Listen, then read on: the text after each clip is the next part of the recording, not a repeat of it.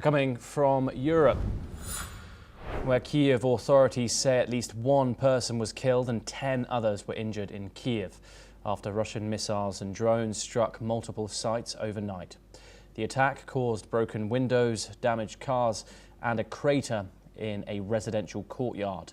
Fires were reported and a kindergarten was damaged. Ukraine's Air Force says it shot down 4 out of 9 missiles and 50 out of 62 drones during the overnight attacks. 5 missile strikes and 12 drones were reported on 11 targets across the country. Dr. Nagao, further escalation in Europe's defining crisis. Of course, a diplomatic backdrop over sorting for peace talks. We've seen one of Vladimir Putin's close envoys arrive in Washington today, saying a diplomatic deal between Russia, Ukraine and the United States is very close. However, tensions and casualties continue to escalate. What is your view on this conflict as it is standing, particularly on the aerial warfare that continues to barrage, particularly Ukraine's condensed cities like, of course, the capital of Kyiv? In this case, because of this war looks like attrition war, the both sides try to focusing on the attacking the supply line of the economy. For example, the oil refinery facilities or oil rigs, this infrastructure is the target, and in case of the Ukraine attack Russia, and Russia's attack Ukraine is also the infrastructure, they are target of the drones and missiles are focusing on infrastructure. So sustainability is a matter because this is a attrition war. So that's why in the world people are talking about, especially the President Trump talking about Russia's income by exporting oil or others. Why? Because in such kind of attrition war, how to get the money, how to get the weapons, this kind of supply line, logistics is matter. So that's why they are focusing on. In case of the Ukraine, in case of Russia, this is the same. So and the target, they are negotiating, they are attacking each other too. So that is the key point of the current warfare in this region.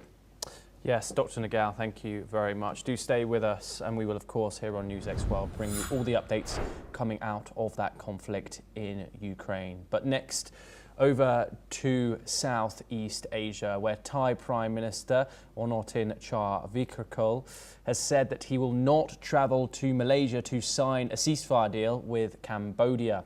This comes after Thai Prime Minister has pulled out of the ASEAN summit due to the death of the kingdom's Queen Mother surrogate. Onotin has said that he has asked for the ceasefire ceremony to be held on Sunday morning, after which he will return to Thailand. Onotin has also said that he will also miss next week's APEC summit in South Korea and will instead send the Thai foreign minister to attend the summit. The US President Donald Trump is expected to witness the signing of the ceasefire deal between Thailand and Cambodia on the sidelines of the summit in Kuala Lumpur, and Malaysia has brokered the initial ceasefire between the two countries in July that ended the clashes after a sustained peace push by the Malaysian Prime Minister Anwar Ibrahim and telephone calls by Trump to leaders of both nations. Of course, we are now joined by Dr. Nagao once again.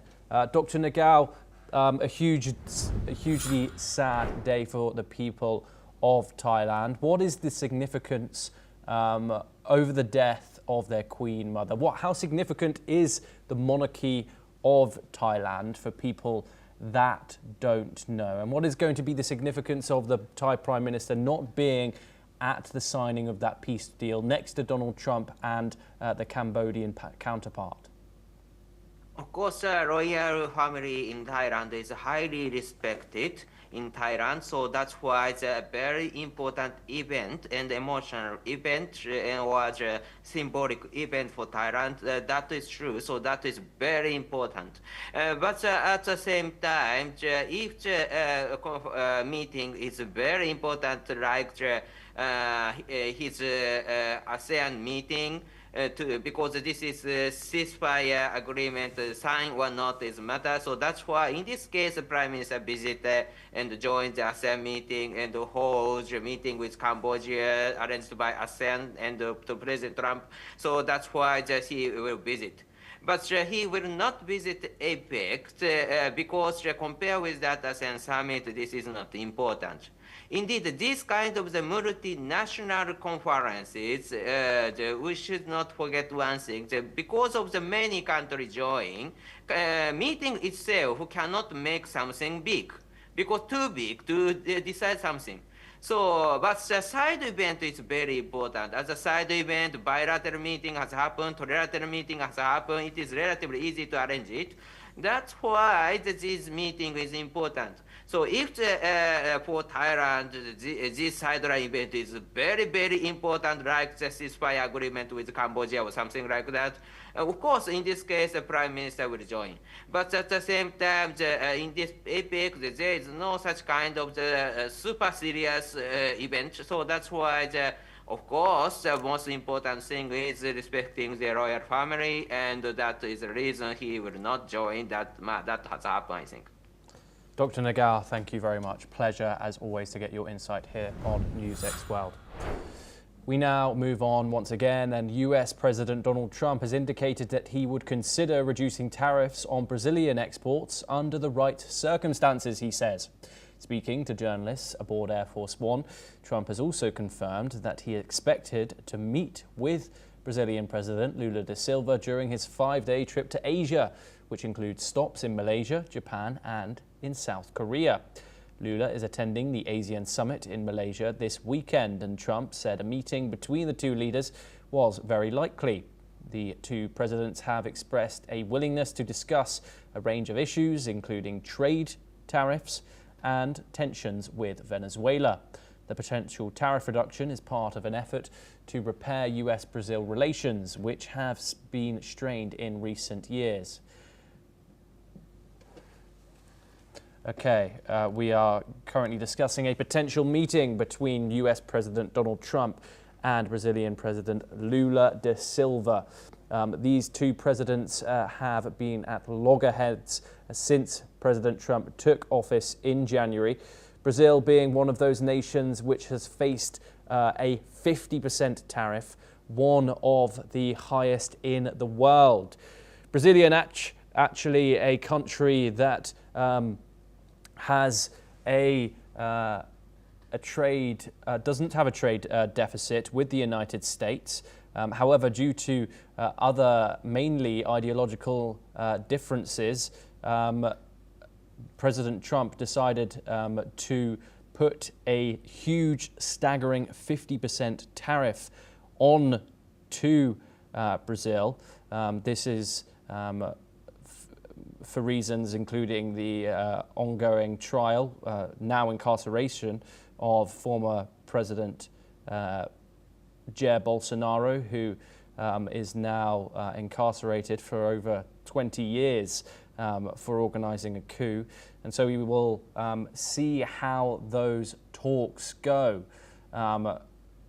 President Donald Trump, while on stage in front of that podium at the United Nations, personally went after the Brazilian president, calling him a coward, among other things. If the two are to meet, it's certainly going to be a tense meeting at that summit in Malaysia this weekend. But here on NewsX World, we'll certainly be bringing it all to you, and we'll see how it affects the markets as well. But of course, Venezuela expects to be a talking point, which they will discuss as well as tensions rise in the Caribbean. Venezuela, an ally of Brazil and a new very much adversary of the United States, as the United States increases its military presence in the Mediterranean, pushing the world's largest aircraft carrier into those waters over the past 24 hours and striking another alleged narcotics boat, killing 6 people overnight. We will see what the Brazilian president